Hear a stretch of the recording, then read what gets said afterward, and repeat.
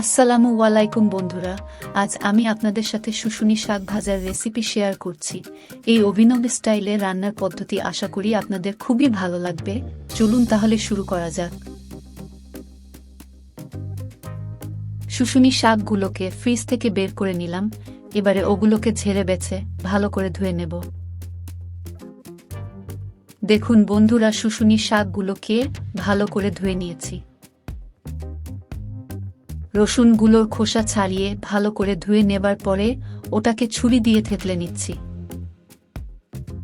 পেঁয়াজগুলোরও খোসা ছাড়িয়ে ধুয়ে নেবার পরে ওগুলোকে ছুরি দিয়ে মিহিন করে কেটে নিচ্ছি। এবারে কড়াইতে 4 চামচ পরিমাণ সরিষার তেল দিয়ে দিচ্ছি। তেলটা একটু গরম হলেই ওতে রসুন ও শুকনো লঙ্কা দিয়ে ফোড়ন দিয়ে দিলাম। আপনারা হয়তো ভাবছেন যে অ্যালুমিনিয়ামের কড়াইতে এই রান্নাটা কেন করছি না, তবে আমার মনে হয় কিছু কিছু শাক লোহার কড়াইয়ে রান্না করলে তার ঘ্রাণটা অপূর্ব লাগে। ফোড়নটা একটু গরম হয়ে যাবার পরেই কড়াইতে পেঁয়াজগুলোকে চটকে নিয়ে দিয়ে দিচ্ছি। দিয়ে কিছুক্ষণ নেড়ে নেব যাতে পেঁয়াজটা খুব ভালোভাবেই ফোড়নের সাথে মিশে যায়। পেঁয়াজটা একটু বাদামি হয়ে ভাজা হয়ে গেছে ও তার সাথে পেঁয়াজগুলো খুব ভালোভাবেই মিশে গেছে ফোড়নের সাথে। এবারে শাকগুলো দিচ্ছি আস্তে আস্তে কড়াইতে দিয়ে অল্প আঁচে নেড়ে নিতে হবে ভালো করে। শাকটা অল্প আঁচে কিছুক্ষণ নেড়ে নেবার পরেই লক্ষ্য করবেন ওর থেকে পানি ছাড়া শুরু করেছে। এবারে স্বাদ অনুযায়ী লবণ ও তার সাথে হলুদ গুঁড়া দিয়ে দিচ্ছি শাকের মধ্যে। এবারে এই সব উপকরণগুলো দেবার পরে আরও কিছুক্ষণ নেড়ে নেব যাতে নুন ও তার সাথে হলুদ গুঁড়াটাও খুব ভালোভাবেই মিশে যায় শাকের মধ্যে।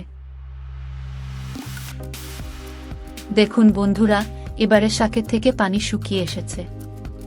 এবারে এর মধ্যে অল্প পরিমাণ চিনি দিচ্ছি। শাক ভাজার সময় সামান্য পরিমাণ চিনি দিলে শাকের নিজের রংটা বজায় থাকে আর খেতেও অসাধারণ লাগে।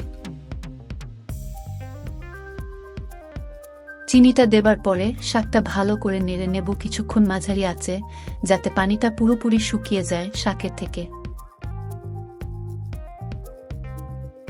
শাকের থেকে পানিটা পুরোপুরি শুকিয়ে গেছে। এবারে 1 চামচ পরিমাণ দেশি ঘি দিয়ে দিলাম কড়াইতে, দিয়ে ভালো করে নেড়ে নেব যাতে ঘিটা খুব ভালোভাবেই মিশে যায় শাকের সাথে। A few moments later. এবারে পরিবেশন করে নিচ্ছি। আপনাদের যদি মনে হয় তাহলে পুরো রান্নাটা দেশি ঘিতেও করতে পারেন, তখন খেতেও অসাধারণ লাগবে। বন্ধুরা, এই শুশুনি শাকটি অপূর্ব লাগছে। এই 3টি উপকরণে 1 লোহার কড়াইতে শাক রান্না, 2 অল্প চিনি যার জন্য শাকের রংটা বজায় আছে, আর লাস্ট হলো দেশি ঘি যার জন্য একটা সুন্দর ও মসৃণ আমেজ এসেছে শাকের মধ্যে। আমি খুব তাড়াতাড়ি আপনাদের সাথে আবার এই রেসিপি শেয়ার করব, তখন আমি পুরো রান্নাটি দেশি ঘিতে করে দেখাবো আপনাদের। এই রেসিপিটি আপনাদের কেমন লাগলো আমায় কমেন্ট করে জানাবেন, আর ভিডিওটি ভালো লাগলে লাইক করবেন আর চ্যানেলটি সাবস্ক্রাইব করে আমাদের পাশে থাকুন। ধন্যবাদ।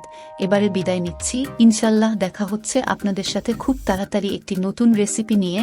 ভালো থাকুন, সুস্থ থাকুন। আল্লাহ হাফিজ।